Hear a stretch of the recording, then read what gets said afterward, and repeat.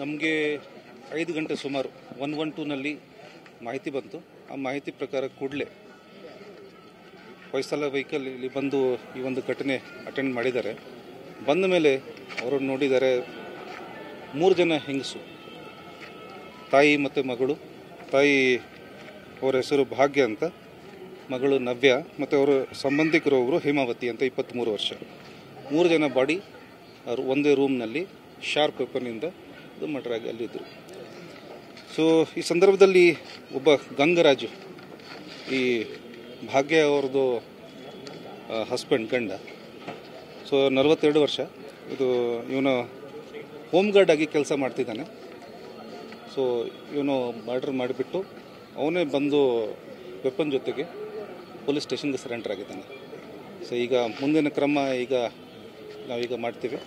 ಸ್ಪಾಟ್ನಲ್ಲಿ ಈಗ ಕಾರಣ ನೋಡಿ, ಈಗ ನಮ್ಮ ಹತ್ರ ಈಗ ಬಂದಿದ್ದಾರೆ. ಫಾರ್ಮಾಲಿಟೀಸ್ ಕಂಪ್ಲೀಟ್ ಮಾಡಿಬಿಟ್ಟು ಅವನು ಇಂಟ್ರೋಗೇಷನ್ ಶುರು ಮಾಡ್ತೀವಿ. ಈಗ ಇಂಟ್ರೋಗೇಷನಲ್ಲಿ ವಿಷಯ ಏನು ಬರುತ್ತೆ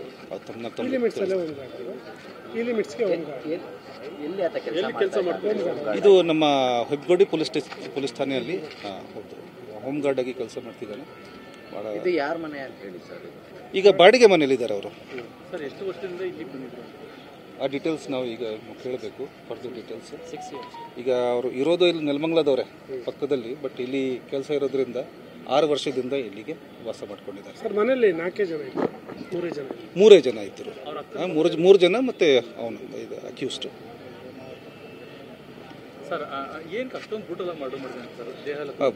ಖಂಡಿತ ಸ್ವಲ್ಪ ಬ್ರೂಟಲ್ ಇದೆ, ಅನ್ಫಾರ್ಚುನೇಟ್. ಬಟ್ ಈಗ ಮುಂದಿನ ನಮಗೆ ಫಸ್ಟ್ ಯಾಕೆ ಅಷ್ಟೊಂದು ಇತ್ತು ಅದನ್ನು ನೋಡಬೇಕಾಗ್ತದೆ.